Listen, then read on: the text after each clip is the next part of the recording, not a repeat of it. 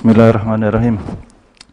Ustadz, kejadian akhir zaman atau kejadian yang akan terjadi pada masa depan, ini suatu berita yang besar.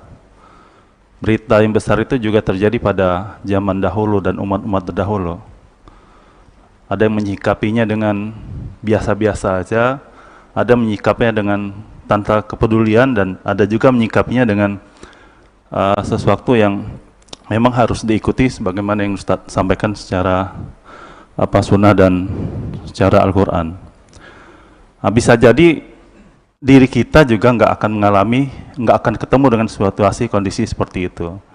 Tapi saya tanyakan bagaimana cara kita menyikapinya atau menyiapkan diri kita untuk menata pada kejadian masa depan seperti itu, berbeda dengan umat-umat atau kejadian-kejadian yang lalu. Yang kedua, sekiranya itu kita tidak menemukan, sehingga anak cucu kita yang menemukan dengan suatu kondisi seperti itu, apa yang transfer estafet ke pengetahuan apa yang kita sampaikan, atau bagaimana cara mentransfer ke anak generasi kita ini ketika kita tidak ada lagi, mereka akan mengalami suatu kejadian besar seperti ini. Terima kasih. Wassalamualaikum warahmatullahi wabarakatuh. Assalamualaikum warahmatullahi wabarakatuh. Bagus Pak pertanyaannya.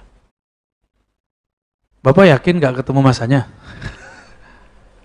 Ya, kecuali Bapak diambil duluan sama Allah ya. Mau Pak? Daripada nanti kafir ketemu Dajjal, mending meninggal duluan. Karena Nabi mengatakan, tiada kamu ketemu Dajjal, kecuali kamu merasa masih beriman pada kamu sudah tidak beriman. Jadi nanti jangan heran Pak. Nanti orang masih pakai kopiah, masih pakai gamis, pakai sarung, tapi dalamnya iblis. Dia mencari orang yang juga sama pakaiannya dengan dia, sama-sama pakai takbir, tapi dia mau nyembelih orang yang di sono, berdarah-darah itu. Dulu disebut Khawarij, sampai sekarang pun disebut Khawarij. Mereka ini lagi sibuk memoles kelompok ini dengan cara tahfiz. Maka saya berkali-kali ngomong, tapi gagal paham terus nih orang ini. Hati-hati buka rumah tahfiz, pastikan ustadznya bersanad. Kalau enggak usah buka rumah tahfiz, antum kirim saja ke Jawa Tengah ya. Ke Kudus, ke Jepara, ke Magelang, ke Klapiak, apalagi Pangandaran ya. Surabaya, itu banyak orang sana tahfiz. Ulamanya bersanad. Sebenarnya di Sukabumi ada, di Bogor ada. Cuma yang besar-besar itu di sana. Dulu ada Mbah Munawwir, ada Mbah Munawwar, Kiai Haji belajar di Mekah. Mereka dapat sanad. Saya baru ketemu dengan cucu muridnya dari Surabaya, kita berbagi sanad ya. Beliau ngasih saya sanad, saya pun diminta memberikan sanad. Sama berbagi. Baru ketemu. Jadi jalur Mbah Munawwir itu Jawa Tengah, ada Jawa Timur, Mbah Munawwar namanya. Ya, Kiai, Syekh, hafiz Quran. Jadi jangan dikira Mbah kemudian ngomongnya Jawa mulu, bukan ya. Itu kan asy-syekh, Mbah itu syekh maksudnya. Tuan guru syekh. Ya, hati-hati, ini mereka poles. Kenapa? Dalam hadisnya jelas. Yatluna ayatillahi ratba. Mereka ini pakar baca Quran. Berarti kalau mau pakar baca Quran, ting-teng belakangnya apa? Ada rumah tahfiz, itu otomatis. Jangan kemudian tiba-tiba dia tahu Quran, gak mungkin. Pasti mereka punya majelis-majelis, komunitas-komunitas Quran. Tapi itu cuma polesan. Ya, beda Pak. Di Kudus tuh udah biasa bocah-bocah kecil hafal Quran.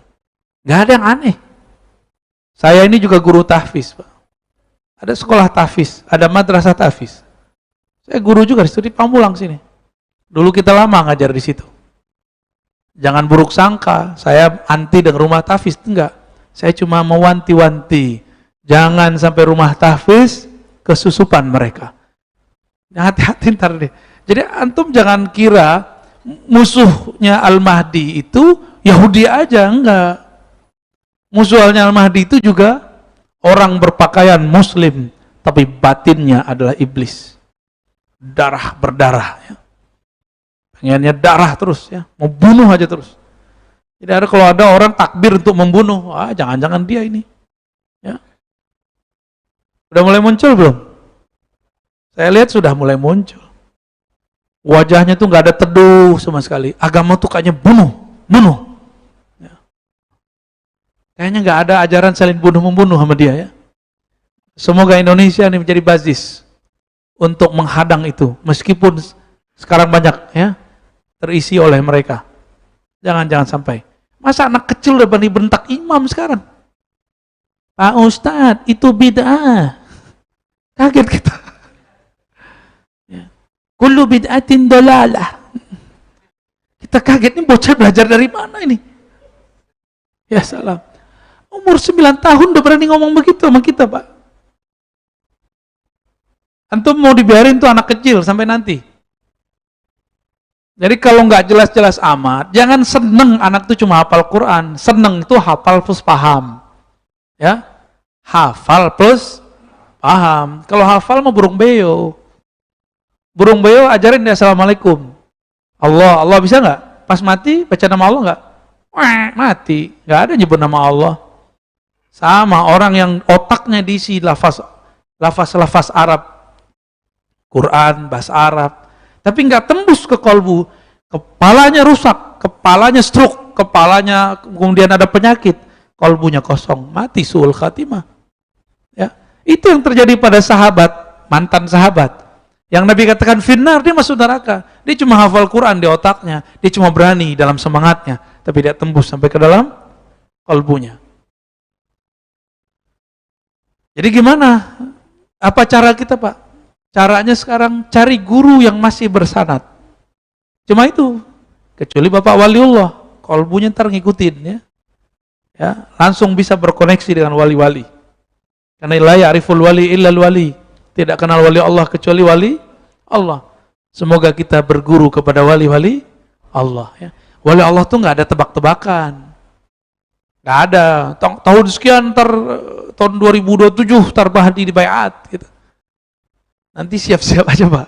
2027 nanti muncul banyak Mahdi palsu. Di Mekah ntar munculnya. Bahkan di banyak negara. Salah satu yang panen Indonesia. Ya, kita ini produsen Imam Mahdi ntar ya. Terakhir di hadis ini ya. Jadi apa yang harus kita lakukan karena anak tadi Pak ya? Antarkan dia kepada guru bersanad ya. Apa kata Nabi SAW ya? Ketika Isa turun di timur Damaskus, Manaratul Baidha, ya, dibawa oleh malaikat. La yajidu riha nafsi. Yang benar ini riha nafasih. Tidaklah orang mendapatkan bau daripada nafasnya. Kalau sini kan nafsih ya. Saya membacanya nafasih. Nafasnya. Illa mat, kecuali mati. Warihu nafasihi muntaha basari. Dia kalau bernafas, sejauh mana dia memandang, disitulah sampai nafasnya. Sakti nggak? Al-Mahdi lebih sakti dari itu. Ya. Nanti ujungnya Sayyidina Isa, setelah tercipta daulah Al-Imam Al-Mahdi, yang disebut khilafah ala minhajin nubuwah, sekitar 9 tahun, tapi rasanya satu hari seperti 1 tahun. 9 tahun, kali aja Pak. Dajjal 40 hari, terasa 40 tahun.